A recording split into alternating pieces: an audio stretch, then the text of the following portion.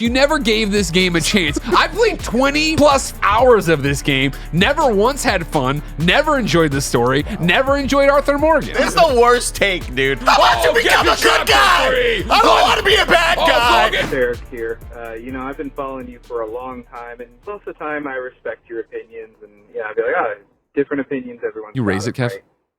But the one I just can't get over is with Red Dead Redemption 2.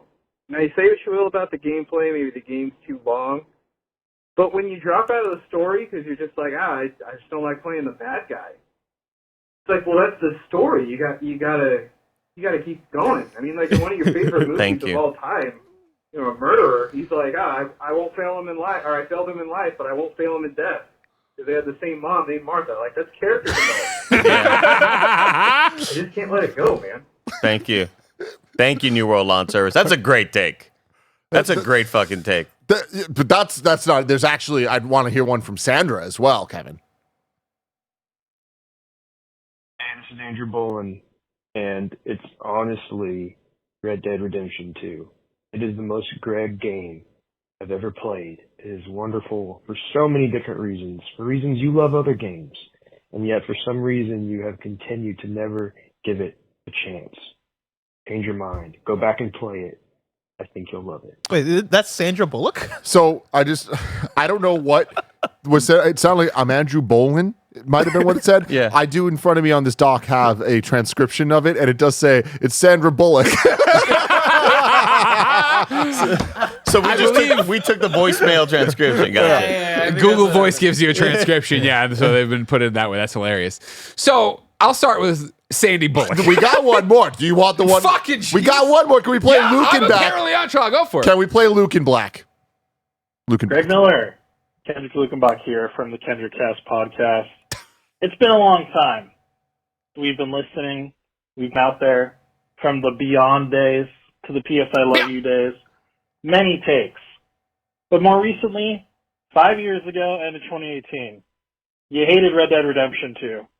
It's one of the most masterpieces of the PS4 generation. I can't even fucking say a sentence. 97% on Metacritic. You went on Red Dead Radio, Jared Petty, talked about how the story didn't click with you, Arthur Morgan didn't click with you.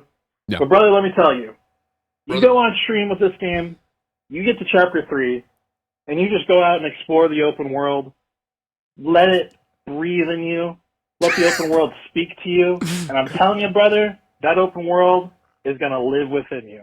I think you're missing out. Check it out. Take care. Bye. Beyond! Sandra Bullock, Cameron Lukenbach, Texas.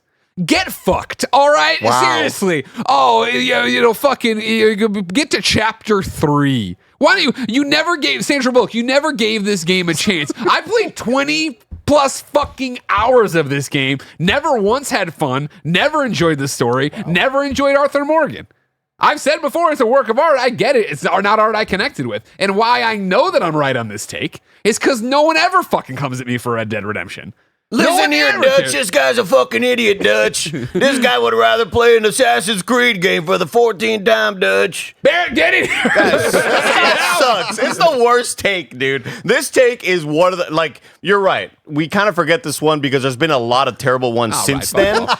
But when you go home and you're like, man, I could just fucking exist in any of these Assassin's Creed games. My God, give me Rise of the Ronin all day. I want a little friend to walk up to me with a checklist and say, go pick 5 fucking plants over here. Go kill 6 deer over here. And you'll get that XP to go up. You just want that serotonin. How about you just have an experiential moment with Red Dead Redemption 2? I did. That game was a masterpiece. I'm bored riding in the snow. I'm bored going on here. I can't run and camp. This fucking sucks. I fucking suck. My team surrounding me fucking sucks. Why even give me the choice then, too? Then they go, oh, your ex-girlfriend's here. Do you want to help her with her abusive husband or whatever? And I was like, no, just walked away. And then everyone's like, oh, you ruined that storyline. Why give me the choice then? That doesn't sound... Cast me as a piece of shit. And then when I do the fucking thing that's a piece of shit, and people write, but it's called Red Dead Redemption. You got to get in the game for the redemption. How about you get redeemed? What the fuck was John Morrison's problem in the first game? How about you get redeemed? So much fun from the start in Red Dead Redemption. Red Dead Redemption. I don't want to get play as a chapter bad guy. 3. I want to Oh, become get a good chapter guy. 3. I don't want to be a bad Oh, guy. go get to I don't like chapter doing 3. crimes. I'll be Joel in fucking Last of Us and be a piece of shit. That was great because you didn't know you're a piece of shit till the end of it. You know what I mean? That was a fucking brilliant You move. kind of knew. You kind of knew. Brilliant. The redemption already happened. Him and Tommy already did so much fucked up shit, but we didn't need it spelled out for us. I'm right on this one because I get yelled at all the time. It's called a character arc. No one yells Read at me it. about this Learn game. it. Everyone loves Red Dead The Redemption 1. Red Batman Dead versus Redemption Superman fan doesn't know what a character arc is. They're fine. Shocking. They're fine. What's good writing? What's good character writing? I have no fucking idea. I love Batman versus Superman. I agree with Yo, that. are there big titties and a fucking fucking Perry button? That's all you care about. You say you agree with Greg. I agree with Greg, yeah. Go for it, bless. No, I mean the part of this where I started having war flashbacks is when Lugenbach talked about like, oh, you just got to get to chapter 3, because I heard that so much and I was like, bet. Not only will I get to chapter 3, I'll get to chapter 4. And I got to chapter 4 and I was like, fuck this video game. I'm out of here. I think the problem with Red Dead is not that it doesn't do a good job at being art. I think Red Dead is great art. It's great art. It's one of the most impressive video games of all time, just for like how well Horse balls. put together it is. And yeah, like the horse balls growing and shrinking depending on the temperature. Yeah, and, horse balls. and then also just the amount of like detail and how good the open world looks, right? Like it is a very well put together video game, and I think it's doing a lot of things with its writing and storytelling and all this stuff. I think the problem that Red Dead Redemption 2 has isn't that like it fails to be art. I think it fails to be a fun video game. And like I know we talk about, should video games be fun? Do video games be fun? Like we have that conversation all the time. Thank you. Is that Kevin or Barrett? I can't tell, but thank you. That's Kevin. Thank you, Kevin. It's a game that at all moments I think fails as like a fun open world experience or an engaging open world experience. Like let me even take the word fun out of it. I was bored out of my mind going from point A to point B on my horse, going from fucking open world check mark to open world check mark. It does the thing where it is, hey, get lost in the world, be in the world, but it still has the same like Rockstar open world design structure that lends itself way more to hey, don't get lost, go from point A to point B. Hey, we have like an icon here for you to go to, and then do the story mission. Story mission is usually ride your horse here and get into a shootout. All right, you did it. It was all very slow because it's cowboy times, but you did it. All right, now go to the next checkpoint. It felt so structured, and that is not what I want out of an open world video game. I think the reason why GTA works so well in being the same kind of thing is that in all of that, you're fucking driving around and you're fucking like getting into like more, I think, fast-paced, more interesting shootouts. Like there's just a lot more going on in GTA from like a speed side of things and just an action side of things. Red Dead is so slow and methodical, which is great for cosplaying and role-playing as a cowboy, but it's just not great for a video game. This is a 4 out of 5 Elden Ring reviewer right here. I changed it. Just so I we changed know. my mind. Just so we know. I changed it. Maybe It's you needed more conversations. time with Reviews it. are also, not Maybe you back it needed up. more time with it. The first 20 hours. Did you back it up?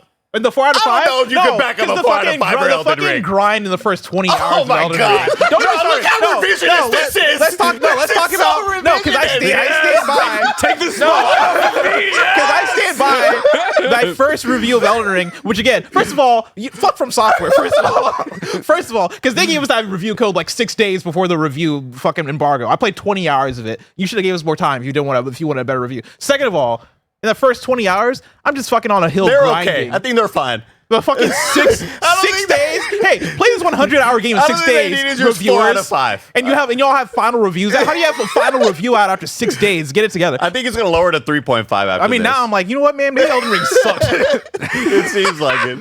The fucking This first is a 20 great hours. idea, everybody. Yeah, I just gonna tear the entire team apart. This is Tony and his voice I have never heard, and I am here for it, everybody. Yeah, I think again, like I stand by, you know, and I love the conversation I did with Jared Petty on his podcast about it, where I was like, it's just not working for me, but I totally get it, and I understand why. And I think that is the joy and amazing nature of video games, where you can get something out of it, do something out of it. But it is, I mean, you throw it at me jokingly, but also seriously, I know to a degree, of the Assassin's Creed or Rise of the Ronin or checklist games or Fallout 76, like I'm obsessed with right now. But it is that idea that like, I am playing games for entertainment and enjoyment, right? So if I jump in and I'm not having fun, and for me, after 20 hours of just not having fun, it's like, well, I can't do this, right? Like, I don't care what happens in chapter 3 because already you've done this. And I think there's a great analog to it, right? Of like, I'm going to fuck it up. What's the latest Scorsese one with DiCaprio. Killers of the Flower Moon. Thank you, right? Where Jen and I I love Scorsese films, right? We were so stoked for it. And we got it. And Jen was like, let's rent it. And I looked at it. I'm like, babe, we have a 2-year-old and fall asleep in an hour, usually watching TV. And this is like a 2.5 hour, 3 hour long movie, right? So we bought it straight up. We've enjoyed it, but we just haven't gone back to it. Where it's just been one of those things of like, it's got its own pace and it's got a Scorsese pace, which I really, really enjoy. But it's just like, Jen and I have that shared 45 minutes, it's like, do we want to chip away at that or do something you can knock out that's going to be more enjoyable in the moment rather than a long-lasting picture of what's going to But I also think you're allowed to critique it for being slow or for being what it is, right? I think just because something just because something presents itself as art or something that needs to be taken seriously in that way, that doesn't mean that we can't critique it for the art that it is. 100%. That's the whole point of this, right? Yeah. We got some super chats writing in. Benny Be Good just says, dance, Greg. Only special feature says, it's not a game take, but Greg's hate for chili, I'll never understand. Looks like diarrhea. Beans don't taste good. I don't know. I mean, what It's the beans. Fuck, I'm learning this episode. I'm way more similar to Greg than I imagined. It's Because the I'm beans. with you on chili. Learn your allies right here, Blessing. You don't want this as your ally. Like as a kid, what was it? Was it the Fritos that people would crunch up and put on the? I thought even that could help. Didn't help. No, yeah. The chili is the texture. It's just, this I got 12 cans in my room. Well, it's beanless though, right? Optimus Prime says, John Marston wouldn't be half the man he was without Arthur Morgan, you fucking Sasquatch. Arthur built John in a cave. What's so great about the that box though is is like, scrapped. this is literally exactly what you're always talking about, where it's like, I don't need the backstory. I don't need this prequel movie. I loved the first one. John was great. Right off the gate, you hit it. We were ripping. We were having a lot of fun. And then you guys were like, let me also tell you a 90-hour boring story. I'm like, I don't need that. I think like what best summarizes I didn't know you loved Red Dead 2. Red Dead 2 is like this amazing TikTok of a guy streaming it, going through the snow and being like, fuck, man, this is just taking so fucking long. Yeah. And it cuts him at the end of the game, tears in his fucking eyes. See, my story of like It's amazing. What caused me to rage quit Red Dead 2 was I got to Saint Denis for the first time, right? I Through your controller. I threw it Rage through the window, like Kai Cenat after he lost to Radon or whatever. But I get to Saint Denis for the first time. I'm strolling through the town on my horse, and I like get to around like the back of the town, and there's this swamp, and at the back of the swamp is a rainbow, kind of like arching over like the swamp area. And I'm looking around, I'm like, this game is gorgeous, man. Like this is such a beautiful scenery, and I'm having a moment there. And as I finish that moment, I turn my horse around and I accidentally knock over a civilian. And then the cops get alerted about that. And so now it's like, shit, because I turned the wrong way. I'm in this chase sequence with these cops. And I get out of Saint Denis and I'm like, all right, cool, I'm about to get away. And then one of the officers shoots me off my horse. And I'm like, shit, all right, it's on. And then they keep shooting. And then they accidentally kill my horse trying to shoot me. And then I'm like, shit, I got to revive my horse. And as I try to revive my horse, I get shot and I die. And I'm like, shit, I didn't revive my horse. All right, cool. Let me just figure out. And I try to look up all the ways to revive my horse. I couldn't. It was just gone. I would need to load a save that I like a manual save that was from 10 hours earlier. And that was the horse I started the game with. Death has to I matter. love that. I brushed that horse's hair. Death has to matter. Yeah. You saw it. And ball, I bro. Brush that horse's hair. I had built up a relationship over time with that horse, and because of this dumb I couldn't turn around the right way because of how cumbersome the game is, knocked down a civilian, all this shit happens, and now my horse is gone. I mean, you got to live with loss, Bus. You got to. That's life. The dead part of Red It broke Dead. me. It broke That's me. life. And then we have Bobby Joe saying Red Dead Redemption 2, such a fun video game. Great story and GP gameplay. That's what that means.